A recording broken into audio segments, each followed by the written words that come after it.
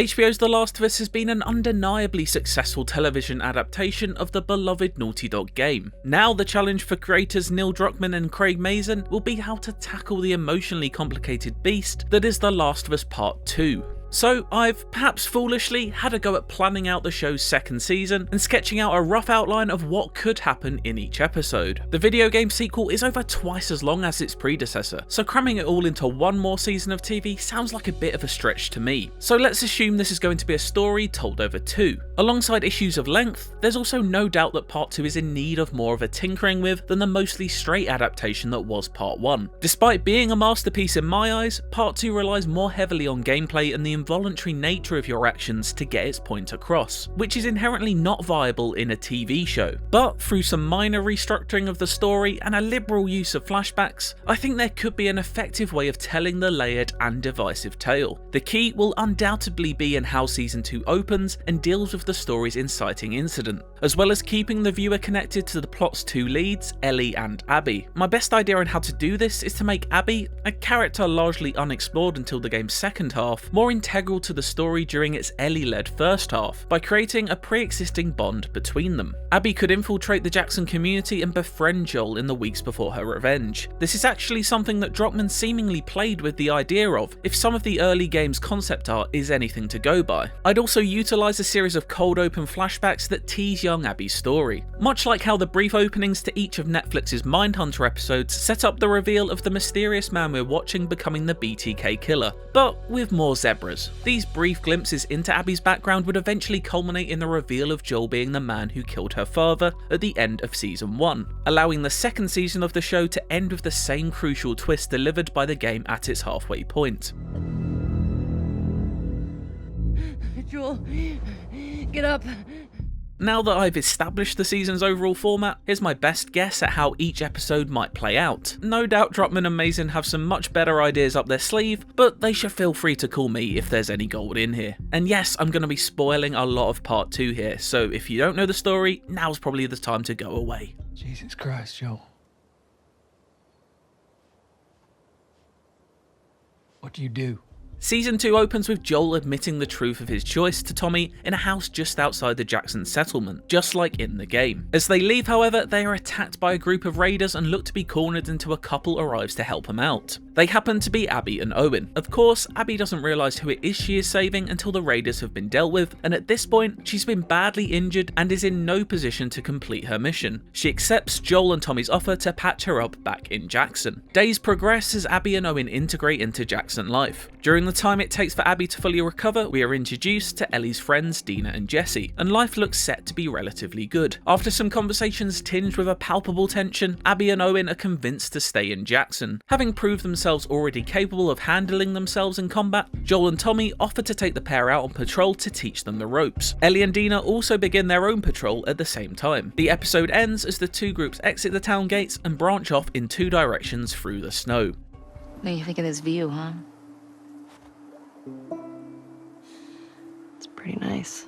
This episode would spend time cutting between the two groups in the snow. We start with Ellie and Dina as they check a local suburb for infected before the first signs of a blizzard show, and they hole up in a library where they open up on their feelings for one another. As the blizzard picks up, we follow Joel, Tommy, Abby and Owen as they too have to avoid the storm, but get ambushed by infected. As they fight and ultimately run, Abby says she tracked through here on the way to Jackson and knows somewhere they can shelter for the night. Joel and Tommy agree to follow. Back with Ellie and Dina, Jesse arrives to find them in an awkward situation and the love triangle begins to take form. He's come to help them back through the blizzard, but mentions Joel and Tommy haven't been heard from on the radio in some time. Worried, Ellie stubbornly sets off to look for Joel, despite Dina and Jesse insisting it's too dangerous. We cut back to Joel and Tommy as they arrive at an abandoned lodge where they are ambushed by a small group and knocked unconscious. The episode cuts to black. Joel! Tommy!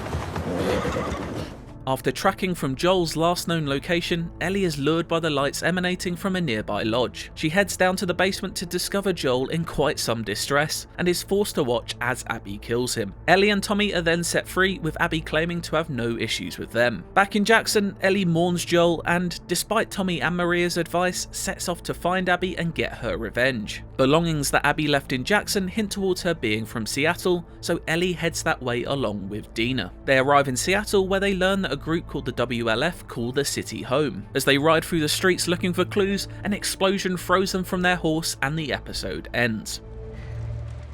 Didn't think I'd ever see you again.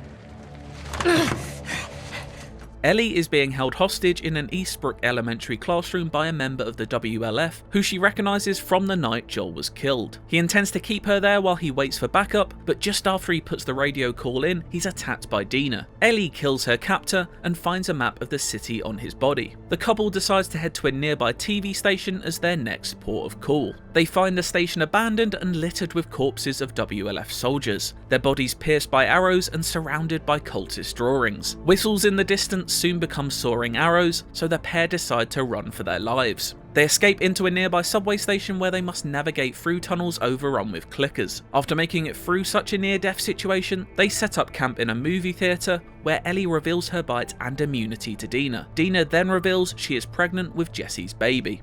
I wasn't sure, okay? I didn't want to be a burden. Well, you're a burden now, aren't you? As Ellie dwells on the future birth of Dina's baby, she reminisces about a birthday she spent with Joel a couple of years ago. They have fun at a natural history museum with dinosaurs, pretend to be in space, and tell jokes. The flashback concludes with Joel teaching Ellie how to play guitar, just as he promised in Season 1. I haven't played in forever. In fact, I was thinking maybe I could teach you. I bet you'd be great at it. The episode cuts to the present for its final scene, and Ellie serenades Dina with Aha's Take On Me in the front row of the theatre. Lone male trespasser. Armed. Lone male Over. trespasser? Tommy, where's 14? Episode 6 opens with Ellie finding a radio in the theatre and listening in on WLF messages about a man matching Tommy's description seen in the nearby suburb of Hillcrest. She heads there to find him, but to her surprise is instead grabbed by Jesse, who helps her escape a WLF patrol. The pair head back to the theatre together, where Dina tells Jesse that she's pregnant with his child. Jesse reveals he has had a lead on one of Abby's associates, Nora, who is stationed at a Seattle hospital. He agrees to stay with Dina while Ellie goes to find Nora. Initially looking for information about Abby's location, Ellie lets vengeance take control and kills Nora in a brutal fashion. She's hiding out in this aquarium.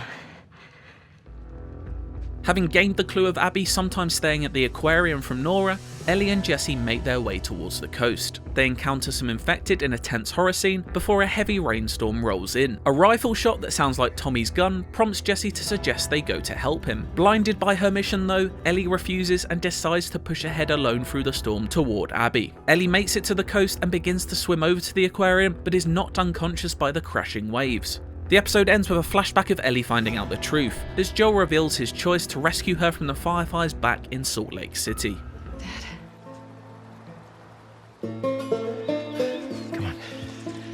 The Season 2 finale ends with the culmination of all the small pre-credit flashbacks we've seen from young Abby's perspective. It's revealed that her father was the Firefly doctor who Joel killed just before he was due to operate on Ellie. Back in the present day, Ellie awakes in a daze by the aquarium and makes her way inside. After nervously making her way through the building, she finds a back room where Owen and Mel, another one of Abby's group present at Joel's murder, are talking. Ellie asks where Abby is before killing both in cold blood, but soon becomes distraught after discovering that Mel was pregnant. She collapses onto the floor just as Tommy and Jesse arrive to console her. Back at the theatre, Ellie has been convinced by Dina and Jesse that now is the time to leave this all behind and go back to Jackson. They make their way to the theatre lobby, only to watch as Jesse is shot dead in front of them. Ellie finally comes face to face with Abby, who tells her, We let you both live. And you wasted it. The scene cuts to black, ending the season on a cliffhanger. So, that's what I think could happen in Season 2 of HBO's The Last of Us. How do you think they'll handle Part 2's story? Let us know in the comments below. For more on The Last of Us, check out my full Season 1 review, or how well the show compared with the game. Our future days, days of you and me.